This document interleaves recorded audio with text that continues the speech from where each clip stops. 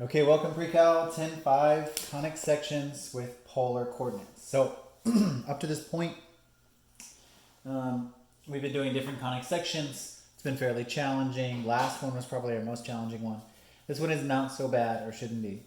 So we'll breeze through this, and then we can do a review and a quiz. And I'll contact you guys, and you can all decide when we want to take the quiz, the next quiz. So, but this will be the last section for chapter 10, and this is the end of conic sections. I know you'll miss them.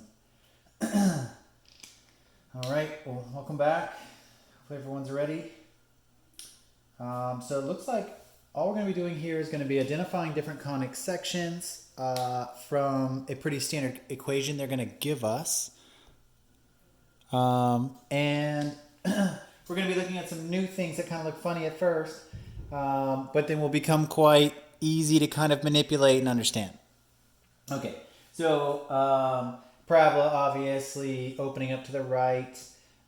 They define this as the polar axis and the directrix. We're familiar with all this. But now, instead of talking about things in terms of x and y, obviously, we're going to start referring to things in terms of the radius and theta. So here's our Cartesian equation down here, right? And here is our polar, well, they don't give the polar equation, but they do show it in terms of polar coordinates. So let's define a few things here real fast. Scooch this all over. Okay, so a parabola, we're used to everything. We're going to put everything in terms now of the radius and theta. And we're still going to be using the directrix, though, of course. Now, here's where the new stuff comes in.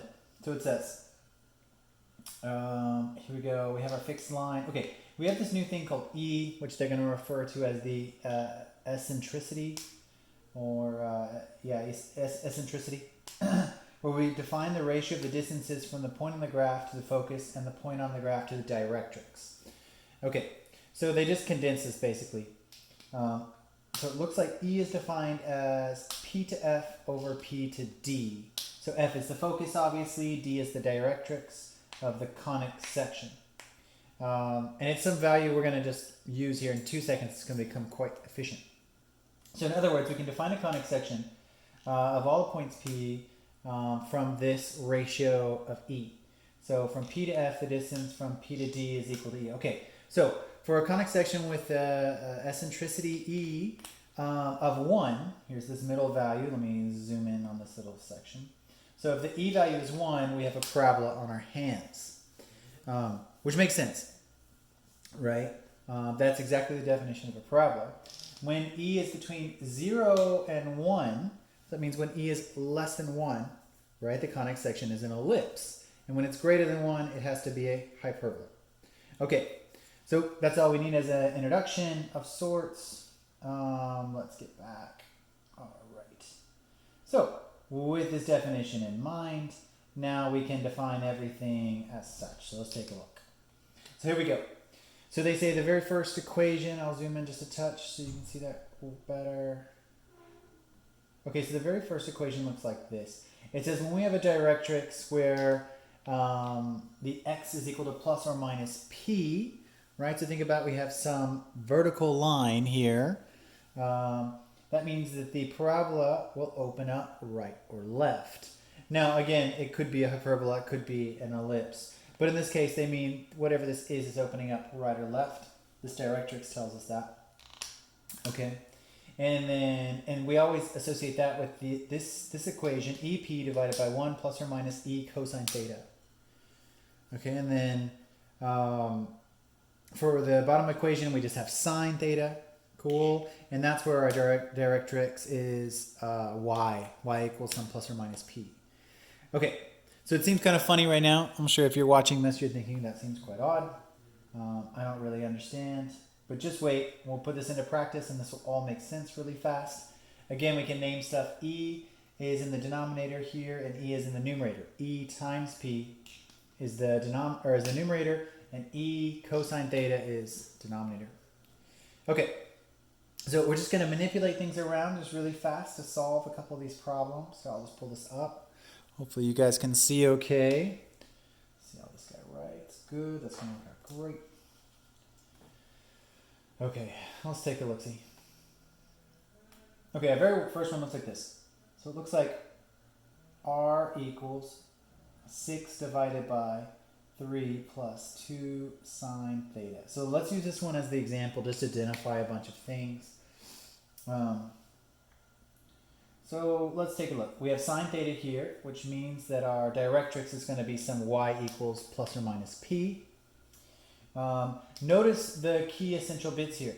This isn't yet equal to EP yet, right? Because this should be whatever here is EP, whatever here should be a 1, and whatever is here should be some e sine theta. We've got the e sine theta bit, but most importantly, this 3 is not a 1. So let me write that above what it should be equal to. It should be some EP divided by some 1 plus or minus E, and we have a sine theta here. Okay, so we need to make it look like this. We need to format it like that. So let's do that. So the very first step is just making this a 1 right here. So how would we make this a 1? Well, we would divide the denominator by 3. So another way of saying that is multiplying by 1/3, and we multiply by 1/3. And of course, 1/3 divided by 1/3 is just 1, so it doesn't change the value. So let's take a look at what we have as a result. 6 divided by 3 is, of course, 2. 3 divided by 3 is 1, our desired effect. And then we get some kind of awkward 2/3 sine theta. Okay, this is what we want, though. So now, from this, we can now say that EP, right, which is in the numerator, is equal to 2, and that E is equal to 2/3. Okay, so we have a lot of this solved. We just need to solve for P. So now we basically have 2/3 times P equals 2. Let me make a little space here. I think I can just solve for this just quickly. So P is clearly 3 divided by 2, 3 divided by 2, cancel, cancel, cancel, cancel, cancel, cancel, 3. There you go. So there's our p-value.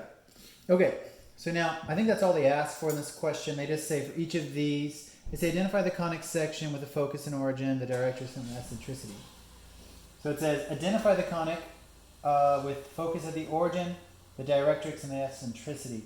Okay, so already we have this E value of 2/3. So if we go back to our list, we can see that I believe that was an ellipse. 0 to 1, we have an ellipse, so we know that this is an ellipse, and our P value is 3. And I don't believe they define that anywhere else. Yeah, here we go. No, not yet, but we will use this in just a second. So let's take a look at how they played this out. Yeah, all they did was they solved for P. P is 3, and they said E is less than 1, so we've got an ellipse on our hands. The eccentricity is 2/3. The directrix is, of course, this is the last thing we can define. The directrix for this is y equals plus or minus P. So we should have some y equals, and I think we use the same sign here. So in this case, we had a plus, so we would have some, let me erase some things. Let's scooch some things out of the way.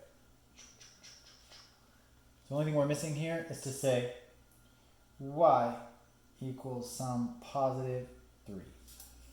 Okay, cool. And our E, of course, was 2/3, and our P value was 3. Okay, that's it. That's basically what we figured out on that one. Let's see how we did. So, yeah, y equals P, comparing that, E is 2/3, therefore we're all set up here. Yep, we have an ellipse with an eccentricity of 2/3 and a directrix at y equals 3. That's all they need us to do. Okay, I'm going to get myself some more space. It was hard to fit all that.